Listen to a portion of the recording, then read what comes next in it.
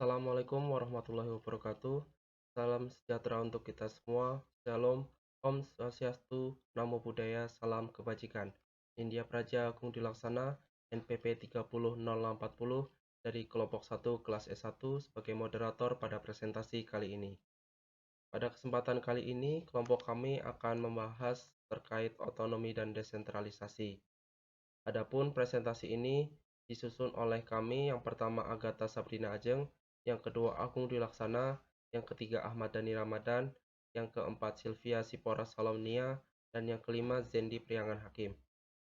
Topik bahasan pada presentasi kali ini, yang pertama filosofi dan paradigma Undang-Undang Nomor 1 Tahun 1957, yang kedua hubungan antara desentralisasi dan demokrasi lokal, dan yang ketiga mekanisme pembentukan daerah otonom baru. Izin memperkenalkan diri, nama Agatha Sabrina Jeng Cornelia Amanda dari kelas S1, kelompok 1. Di sini saya akan mempresentasikan tentang filosofi dan paradigma Undang-Undang Nomor 1 Tahun 1957.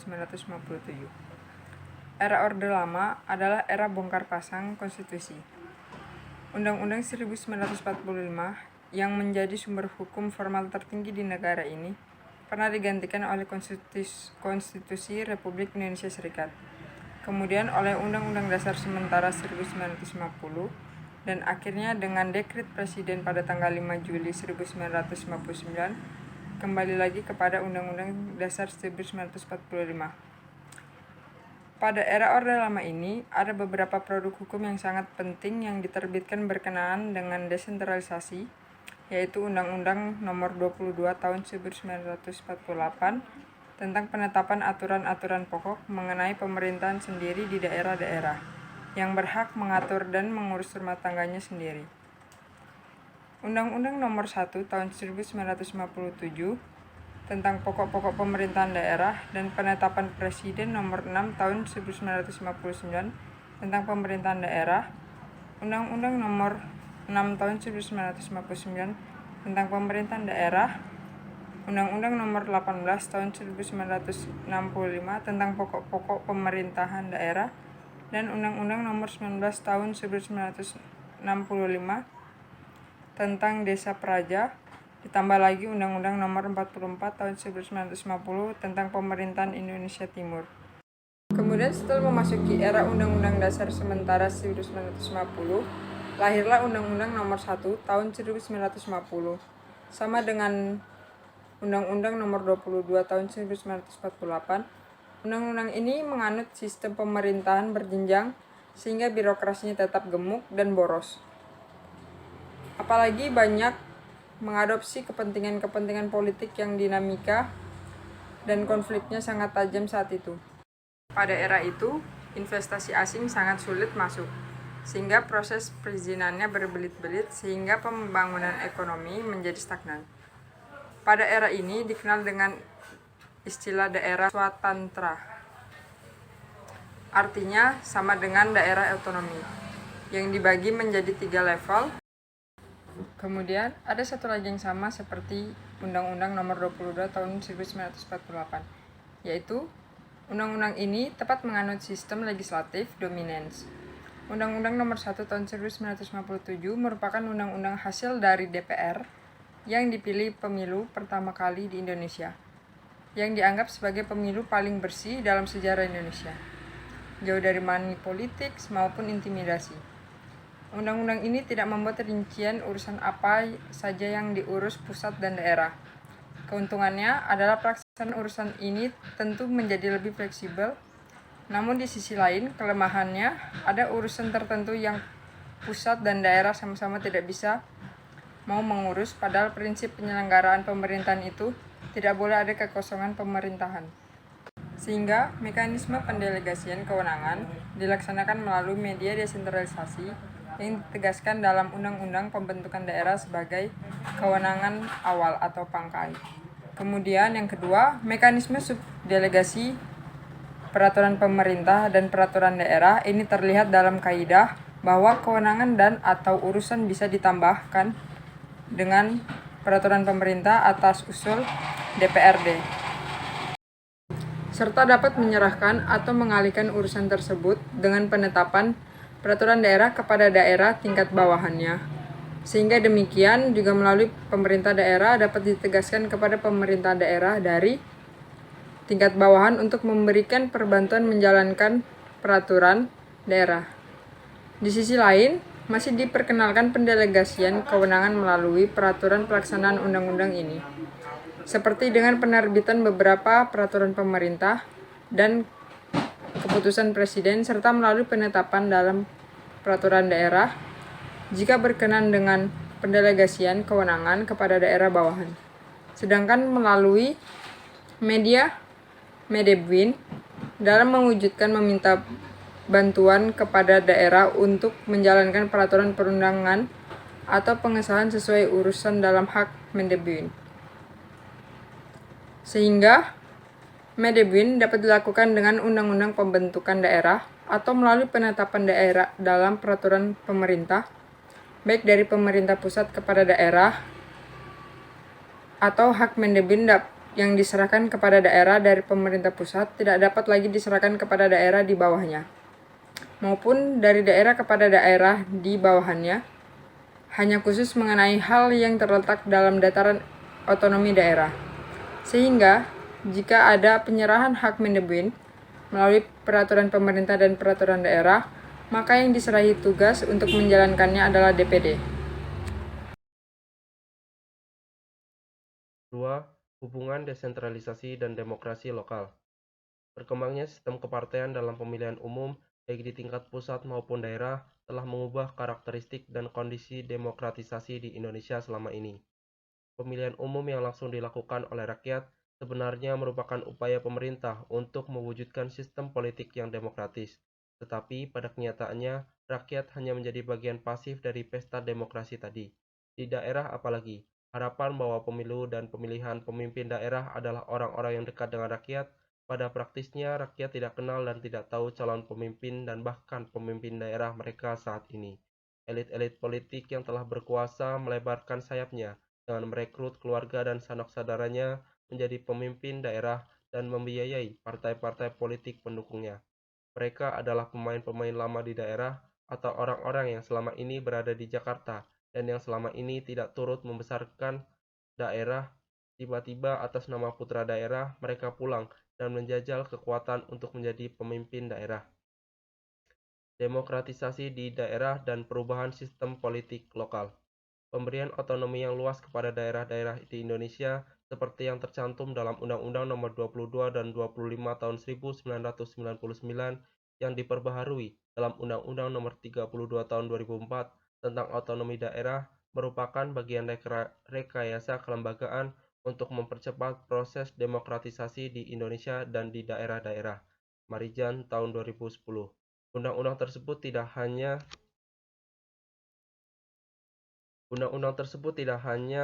mengatur tentang sistem administrasi daerah, tetapi juga terkait pelimpahan kewenangan dari pusat kepada daerah untuk mengatur dirinya sendiri.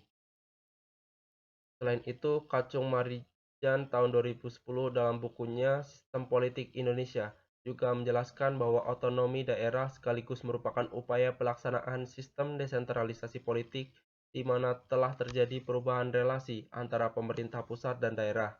Jika sebelumnya kewenangan terpusat di pusat atau desentralisasi kekuasaan dan kewenangan dalam sistem otonomi daerah, kemudian urusan pemerintah ditransfer ke daerah. Tambahan lagi, relasi antara lembaga eksekutif dan legislatif di daerah pun berubah. Saat ini lembaga DPRD dan bupati atau gubernur dalam posisi yang sejajar. Kedua lembaga ini saat ini dijuluki sebagai unsur pimpinan daerah. Hak dan kewenangan DPRD dalam otonomi daerah menjadi diperbesar. Dalam konteks inilah DPRD tidak lagi menjadi subordinasi dari eksekutif atau sebaliknya di daerah-daerah. Dengan otonomi daerah pula, daerah-daerah di Indonesia mulai berbenah diri. Mereka memilih sendiri pemimpin daerah mereka, yang jika dalam rezim Orde Baru hal ini tidak mungkin dilakukan, karena pemimpin daerah merupakan drop-dropan dari pusat, terutama pada anggota militer yang dekat dengan kalangan istana atau presiden saat itu. Daerah ingin putra daerah memimpin karena asumsinya putra daerah lah yang mengetahui kondisi dari persoalan di daerahnya dibandingkan dengan orang-orang di Jakarta yang selama ini tidak pernah tinggal di daerah setempat. Jika melihat hasil pemilu kada beberapa daerah dalam 10 tahun belakangan, terlihat bahwa putra daerah hampir telah memenuhi jabatan-jabatan orang nomor satu di daerah asal masing-masing. Meskipun masih ditemui beberapa daerah yang kepala daerahnya adalah orang asli daerah tetapi lama tinggal di Jakarta.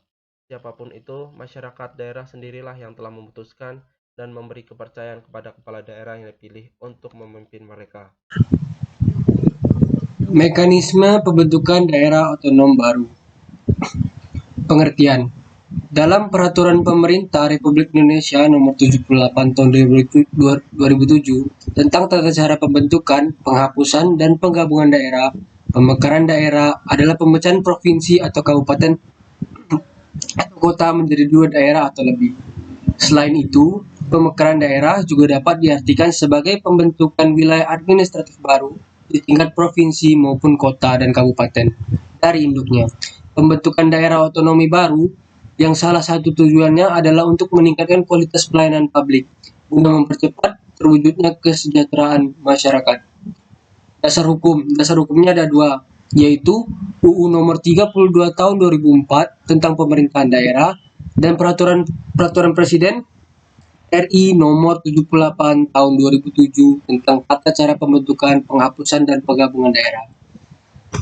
Mekanisme pembentukan daerah baru sangat vital artinya jika dapat berjalan dengan mulus melalui tahap-tahap berikut ini. Yang pertama, kajian daerah. Kajian daerah adalah kajian provinsi dan kabupaten atau kota yang secara legalistik formal disusun oleh tim yang dibentuk oleh kepala daerah untuk menilai kelayakan pembentukan daerah secara objektif, yang memuat penilaian kuantitatif terhadap faktor-faktor teknis yang dilengkapi dengan penilaian kualitatif terhadap faktor lainnya yang memiliki karakteristik tersendiri. Peran DPRD, kabupaten atau kota. Peran legislatif, DPRD, dan eksekutif, bupati atau wali kota dalam konteks pembentukan daerah, penggabungan atau pemekaran adalah sangat dominan.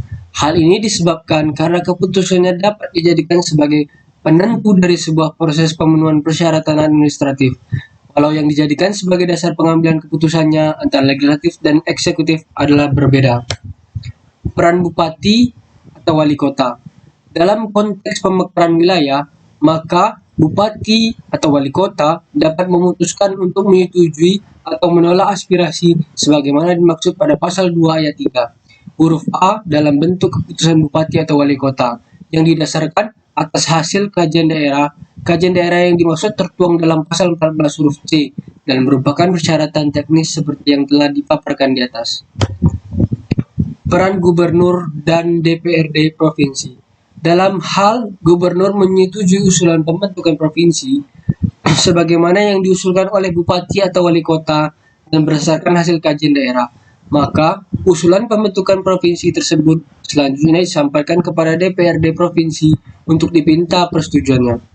Setelah adanya keputusan persetujuan dari DPRD provinsi, maka gubernur menyampaikan usulan pembentukan provinsi kepada presiden melalui Menteri Dalam Negeri dengan melampirkan yang pertama, hasil kajian daerah, yang kedua, peta wilayah calon provinsi, yang ketiga, keputusan DPRD kabupaten atau kota, dan keputusan bupati atau wali kota, dan yang terakhir yaitu keputusan DPRD provinsi.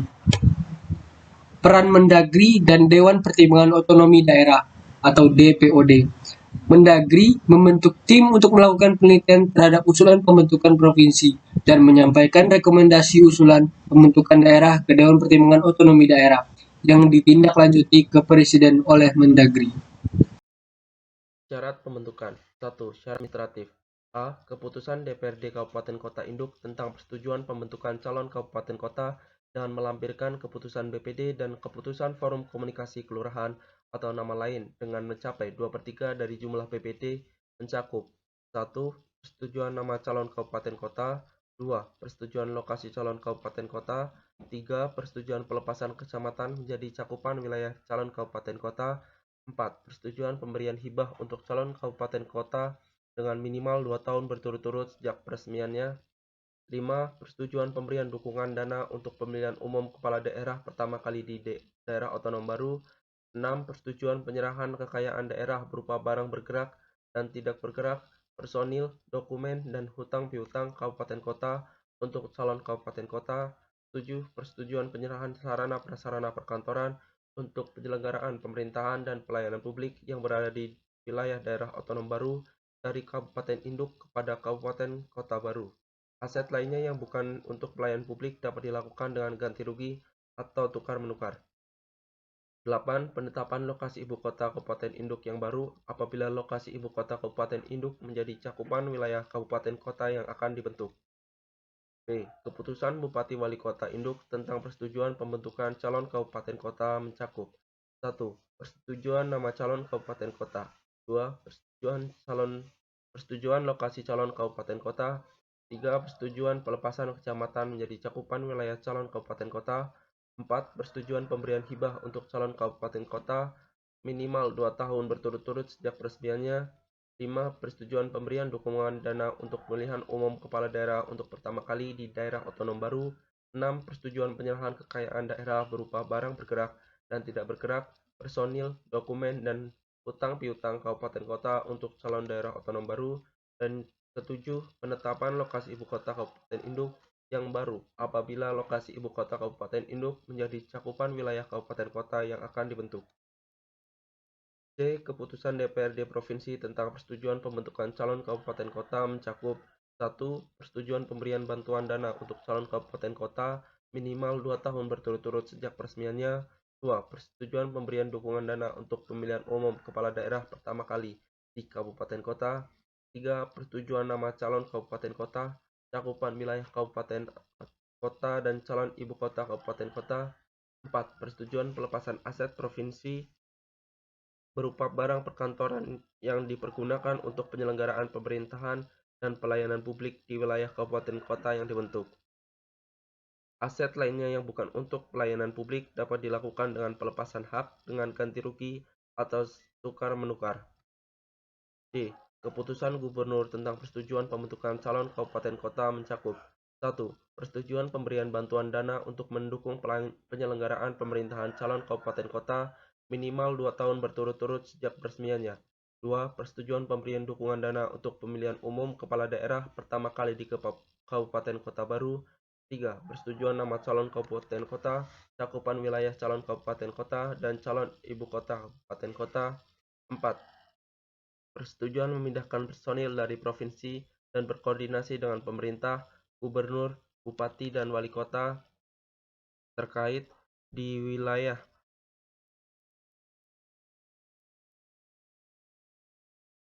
Persetujuan memindahkan personel dari provinsi dan berkoordinasi dengan pemerintah, gubernur, dan bupati wali kota terkait di wilayah kerjanya yang akan dipindahkan ke kabupaten kota yang baru dibentuk. E. Rekomendasi Menteri. Untuk selanjutnya syarat teknis. A. Hasil kajian daerah meliputi yang pertama yaitu kemampuan ekonomi, potensi daerah, sosial budaya, sosial politik, kependudukan, luas daerah, pertahanan, keamanan, kemampuan keuangan, tingkat kesejahteraan masyarakat, dan rentang kendali penyelenggaraan pemerintahan daerah. B. Buku kabupaten atau kota dalam angka terbitan terakhir untuk semua kabupaten atau kota yang ada di wilayah provinsi tersebut. C. RPJM kabupaten atau kota. D. Potensi masing-masing kecamatan profil kabupaten atau kota. E. Monografi masing-masing kecamatan. Yang ketiga, syarat fisik kewilayahan. A. Cakupan wilayah meliputi yang pertama, pembentukan provinsi minimal 5 kabupaten atau kota. Yang kedua, pembentukan kabupaten minimal 5 kecamatan. Yang ketiga, pembentukan kota minimal 4 kecamatan. Peta wilayah dilengkapi dengan daftar nama kecamatan dan desa atau kelurahan yang menjadi cakupan calon kabupaten kota serta garis batas wilayah calon kabupaten atau kota di provinsi lain dan provinsi yang ada wilayah laut atau wilayah negara tetangga. Berbatasan dengan wilayah negara tetangga langsung dengan jalan kabupaten atau kota. C. Peta wilayah dibuat berdasarkan kaidah pemetaan yang difasilitasi oleh lembaga teknis Bako Surtanal, Direktorat Topografi TNI AD untuk wilayah daratan, Dinas HDRO Oceanografi TNI AL untuk wilayah kepulauan. D. Peta wilayah kabupaten atau kota dibuat sesuai dengan kaidah pemetaan dari peta dasar nasional dengan skala 1/100.000 sampai dengan 1/250.000 untuk kabupaten dan skala antara 1/25.000 sampai dengan 1/50.000 untuk kota. Alasan pemekaran: timbangnya pemerataan dan keadilan, kondisi geografis yang luas dan pelayanan masyarakat yang tidak efektif dan efisien, perbedaan civil society yang berkembang di masyarakat, status kekuasaan keinginan elit politik untuk memperoleh status kekuasaan baru atas dasar dipimpinnya. Sekian, terima kasih. Demikian tadi presentasi dari kelompok 1. Kurang lebihnya mohon maaf. Terima kasih. Wassalamualaikum warahmatullahi wabarakatuh.